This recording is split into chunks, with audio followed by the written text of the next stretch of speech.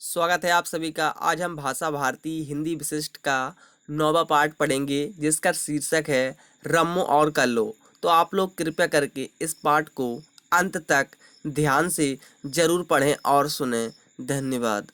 आइए सीखें सहयोग, सद्भाव, समानता की भावना का विकास, बालिका शिक्षा का महत्व, योजक चिन्ह, वचन, वाक्य भेद, अकर्मक और सकर्मक क्रिया, हिंदी मानक शब्द, मुहावरे एवं लोकोक्तियों का प्रयोग। रदिया हमारे घर की सफाई करती थी। कभी वह सफाई करने आती तो कभी उसकी दोनों लड़कियों में से कोई एक का नाम था रम्मो और दूसरी का नाम था कल्लो। कभी कभी वे दोनों साथ भी आ जातीं। वे तीनों सफाई का काम बड़ी लगन से करती थीं। ऐसा लगता था कि वे हमारे घर को अपना घर मानकर सफाई करती हैं। बच्चों में भी उनके प्रति अपनापन था।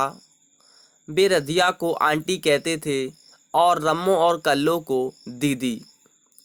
रम्मो की उम्र 14 वर्ष थी और कल्लो की 12 वर्ष। पढ़ाई लिखाई उन्होंने बिल्कुल नहीं की थी, बस माँ को काम में सहायता करती और अपने घर का काम काज करती। एक दिन सफाई करने दोनों बहनें आईं। मुझे उनमें अपनी पुत्रियों का भास हुआ। सोचने लगा कि क्या इनका सारा जीवन यूं ही व्यतीत होगा?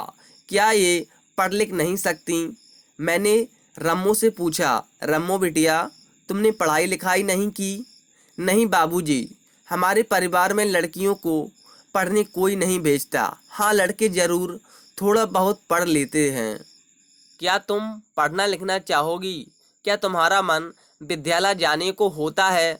होता है, पर क्या करें बाबूजी, अगर हम विद्यालय जाने लगेंगी तो माँ का काम कौन करेगा? वैसे हमारे मोहल्ले में बच्चे दिन भर खेलते हैं, वे पढ़ने नहीं जाते। क्या मैं तुम्हारी माँ से इस बारे में बात करूं? कर लीजिए बाबूजी। दूसरे दिन जब रधिया सफाई करने आई तो मैंने उससे पूछा, रधिया, तुमने अपनी लड़कियों को पढ़ाया लिखाया नहीं? बाबूजी, यदि सब लोग पढ़ने लगेंगे तो आप लोगों के घर का काम कौन करेगा? पढ़ाने लिखाने से क्या फ़ायदा? काम तो इन्हें यही करना है बाबूजी, यही काम करना है। तुम्हारा मतलब गुजारे के लिए पैसा कमाना है।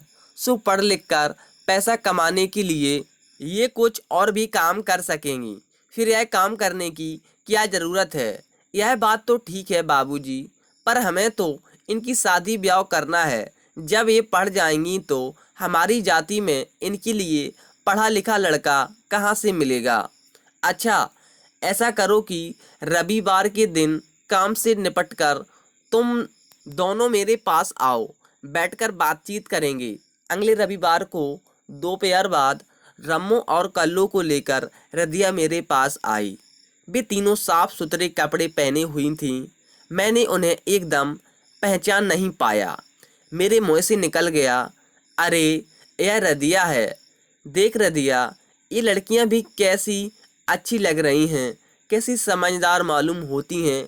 कुछ मिनट बाद मेरी बेटी चाय और बिस्किट लेकर आ गई। फिर उसने रम्मो, कल्लो और मैंने साथ साथ चाय पी और बिस्कुट खाए। अब रदिया का मन थोड़ा आश्वस्त हुआ। मैंने रदिया से बातचीत प्रारंभ की। रदिया, तुम इन लड़कियों को विद्यालय क्यों नहीं भेजती हो? क्या करेंगी ये विद्यालय जाकर? मुझे इनकी विद्यालय जाने से काम की कठिनाई होगी। मैं आधा काम कर पाऊंगी, मेरी आमदनी आधी रह जाएगी और मेरे घर भी छूट जाएंगे। फिर इतनी बड़ी लड़कियों को विद्यालय में जगह कौन देगा? इनके लिए तो काला अक्षर भैंस बराबर है। रदिया, तुम्हारी दोनों कठिनाइयाँ दूर हो जाएंगी। अभी वर्ष भर इन्हें मैं पढ़ाऊँगा। ये काम करके दोपहर के बाद मेरे पास आ जाया करेंगी। ये मेरी बेटियों की तरह हैं। जैसे तुम हमारे घर की साफ सफाई मन लगाकर करती हो, वैसे मैं इन्हें पढ़ाऊँगा और तुमसे कुछ नहीं लूँगा। इनकी किताबें और कापियों पर जो खर्च होगा वह मैं करूँगा। सुबह को ये तुम्हारे साथ काम करेंगी और दोपहर बाद मेरे पास पढ़ने आएंगी। रदिया में आत्मविश्वास आया। रम्मू और कल्लू में अच्छी तरह जीवन यापन की इच्छा ने जन्म लिया। रदिया ने अपने पति से अनुमति लेकर रम्मू और कल्लू को पढ़ने के लिए मेरे पास भेजना प्रारंभ कर दिया। सुबह को वे माँ के काम में सहायता करती और दोपहर बाद मेरे पास पढ़ने आती। मैंने उन्हें समझाया, तुम उन बच्चों से अच्छे हो जो केवल पढ़ते हैं और माता पिता के काम में सहायता नहीं करते। जिस लगन से तुम घरों की सफाई करती हो वैसे ही लगन से अपनी पढ़ाई करो। वे दोनों मेरे पास वर्ष भर पढ़ने आती रहीं। उन्होंने बहुत लगन से पढ़ाई की और एक ही वर्ष में कक्षा 8 के स्तर तक पहुंच गईं। मैंने उनसे कक्षा 8 की परीक्षा दिलवाई। दोनों परीक्षा में उत्तीर्ण हो गईं। रम्मू ने प्रथम श्रेणी के अंक प्राप्त किए और कल्लू द्वितीय श्रेणी के अंकों से उत्तीर्ण हुई। अब उनकी पढ़ाई करने की इच्छा और तीव्र हो गई। उन्होंने उसी विद्यालय में कक्षा 9 में प्रवेश लिया। रम्मू को 100 रुपये महीने की छात्रवृत्ति भी मिल गई। 100 रुपये मासिक पर रदिया ने अपनी एक सहायक रख ली और रम्मू और कल्लू को नियमित रूप में विद्यालय भेजना प्रारंभ कर दिया। रम्मू और कल्लू ने उसी विद्यालय में पढ़कर अगले वर्ष बोर्ड की कक्षा 10 की परीक्षा पास कर ली। रम्मू ने प्रथम श्रेणी में और कल्लू ने द्वितीय श्रेणी में, पर कल्लू ने रम्मू से खेल में बाजी मार ली। विद्यालय की अध्यापिकाएं उन्हें प्यार करती थीं। बहुत सी लड़कियां उनकी सहेलियां बन गई थीं। तीज त्योहार पर वे एक दूसरे के घर भी आती जाती थीं। रदिया और उनके पति कन्हैया पुत्रियों के उत्तीर्ण होने पर खुशी से फूले नहीं समाये। वे सब मिठाई लेकर आए और दोनों परिवारों ने साथ साथ मिठाई खाई। कन्हैया ने मेरे पैर छुए और बोला, बाबूजी, ये लड़कियां आपकी हैं। अब बताइए इन्हें आगे क्या कराना है। मैंने उन्हें रम्मू और कल्लू को अध्यापिका बनाने की सलाह दी। वे मान गए।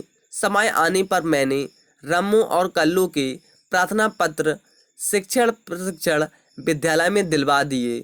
थोड़ा सा प्रयास करना पड़ा पर दोनों को वहाँ प्रवेश मिल गया। रम्मू को परीक्षा फल के आधार पर और कल्लू को परीक्षा फल और खेलों के प्रमाण पत्रों के आधार पर। यह प्रशिक्षण 2 वर्ष का था। वे उसमें इतनी व्यस्त हो गईं कि उसके बाद उनसे मेरी भेंट नहीं हुई। यदा कदा रदिया से उनके बारे में पूछ लेता था। रदिया यही कहती, बाबूजी, आपने उनका जीवन ही बदल दिया। अब इनकी शादी आप ही करना। मैं उसे तसल्ली देता रहता और कहता, रदिया, तुमने उनका जीवन बदला है, मैंने नहीं। रम्मू और कल्लू ने प्रशिक्षण समाप्त कर लिया। उन्हें नौकरी भी जल्दी मिल गई और वे दीदी बन गईं। एक दिन शाम को जब मैंने अपनी डाक देखी तो उसमें रमावती और कलावती के विवाह का निमंत्रण प्राप्त हुआ। यह निमंत्रण राधिका रानी और कन्हैया लाल की ओर से था। मुझे यह समझते देर नहीं लगी कि रमावती और कलावती हमारी रम्मू और कल्लू हैं और राधिका रानी हमारी रदिया है। मैंने सब परिवार रम्मू और कल्लू के विवाह में भाग लिया और जी भरकर उन्हें आशीर्वाद दिया। डॉक्टर कृष्ण कुमार रस्तोगी। लेखक परिचय। आपका जन्म 1 जुलाई 1928 बदायूं उत्तर प्रदेश में हुआ। आपने भाषा विज्ञान, मनोभाषा विज्ञान, हिंदी व्याकरण आदि विषयों पर शोधपरक कार्य किया है। आपके अनेक कहानी संग्रह तथा अनेक शोध प्रपत्र तथा लेख प्रकाशित हो चुके हैं। हिंदी व्याकरण पर अनेक पुस्तकों का प्रणयन आपने किया है। आपका हिंदी के अलावा अंग्रेजी व तमिल भाषा पर भी समान अधिकार है। उम्मीद करता हूँ आपको यह कहानी पढ़कर अच्छा लगा होगा। अगर कहानी अच्छी लगी हो तो इस कहानी को लाइक कीजिए और चैनल को सब्सक्राइब कीजिए और इस कहानी को अपने जानकारों में शेयर ज़रूर करें। धन्यवाद। तब तक और भी कहानियाँ पढ़ते रहिए।